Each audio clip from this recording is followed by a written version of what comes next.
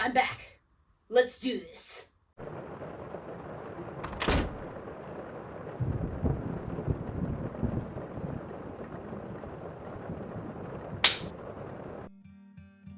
Hi everyone, welcome to Rainstorm Creations. My name is Knox. I am a design student and artist. I like making custom dolls, crafts, and other projects.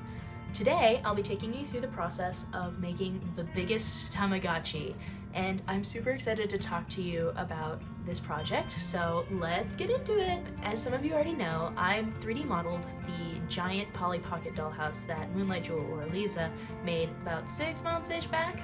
After that project, Eliza came to me with the amazing idea to make a Tamagotchi dollhouse, and I was over the moon. I was so excited because this is going to be such a cool project. This project was going to be quite different from the Polly Pocket project because the Polly Pocket was a recreation of a dollhouse that already existed, while the Tamagotchi was going to be just completely designed from scratch. It was going to be something that didn't exist and I needed to make it, essentially. So let's get into how I made it. The first big hurdle for the project was making the finalized floor plan.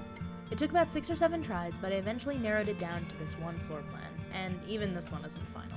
It took a few more iterations after this to even get it to the final version, but I had to do some furniture blocking first, and I want to talk about how I managed to fit all of these things into place and how I knew what I wanted to put into the dollhouse. While making this floor plan, I knew I wanted some classic dollhouse elements. I wanted a staircase to nowhere, classic. I wanted a lovely little kitchen, a cute bedroom, a comfy living room, and a cute little bathroom. Lisa also sent me this adorable sketch of a few furniture ideas that she wanted for the house. Fitting all of the elements definitely took some Tetrising, but I'm really happy with the final floor plan. Final-ish floor plan?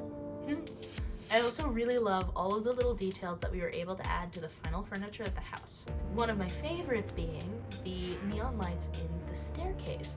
They were designed after the shape of the Target neon lights from when I was a kid, because I remember going into the Target and seeing the neon lights, and they're just so nostalgic, and I feel like that's the entire vibe of the project. It was meant to be very childhood nostalgia, like early 1980s, 1990s, early 2000s themes, and I had so much fun trying to channel that into the modeling of the dollhouse. Now we're going to talk about the thing that gave me the most trouble and talk about the design process and iteration process of creating functional pieces, and that is going to be the working buttons. So when Eliza mentioned to me about halfway through modeling this project, I had a little bit of a panic moment because she wanted working buttons, and I was like, how am I going to do that?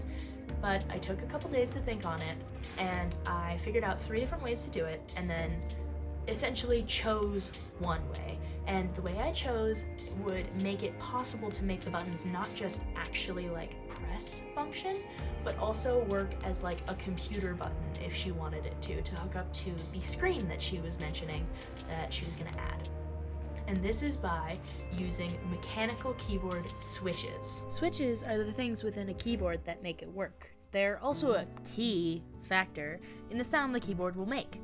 To make the buttons, I started by measuring some of the switches I had laying around. I'm a bit of a mechanical keyboard nerd, so I have quite a few. Once I was done measuring the switches, I made a mock-up version of the button, per se. I used the mechanical keyboard switches and put them in place, and then I put in the top, and I figured out that the first mock-up was way too loose. You see here, it presses, which is fantastic, but it also wiggles around, which is not fantastic, and the top just pops off there. Not good. The second one, I changed the shape of the base, and I tightened up the tolerances, so hopefully make sure that it doesn't wiggle around like the other one did. I put the lid on, and it doesn't work at all, because the tolerances were too tight this time. Happens. And for the final one, I have a special little video for you.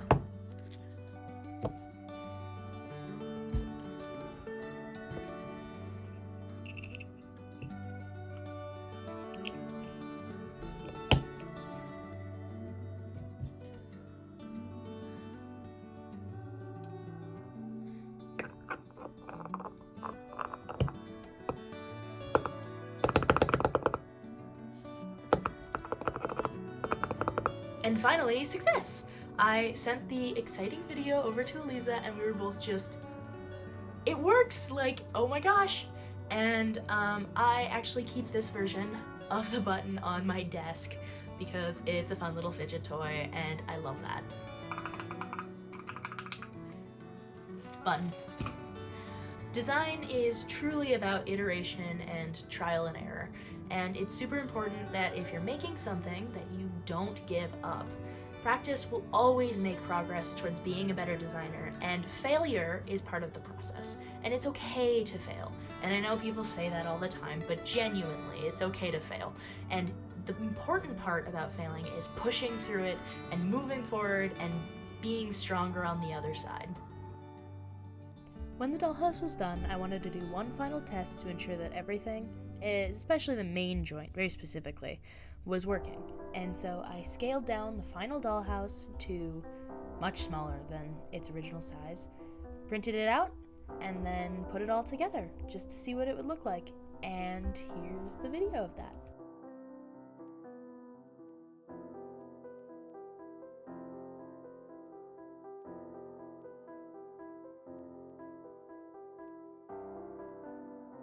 With the final test done, it was finally time to call the model complete.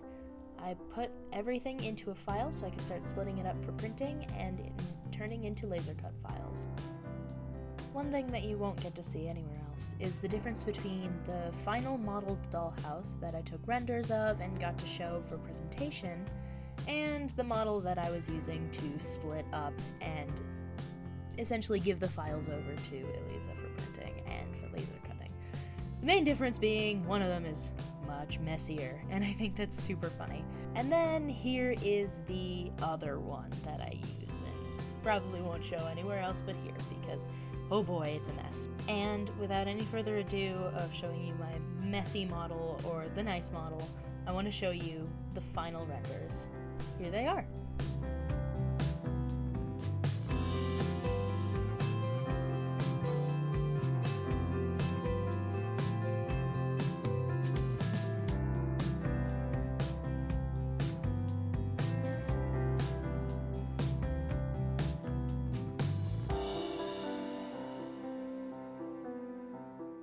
This project was truly a joy to work on, and yes, it was stressful in some places, but I'm genuinely so happy and so proud of the final result.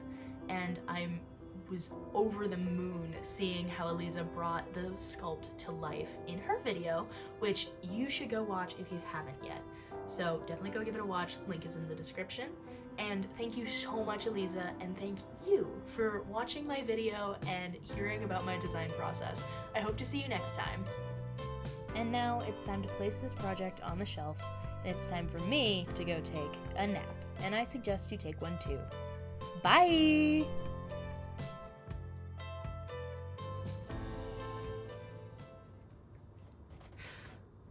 Bye! Bye! Nap time. Need a nap.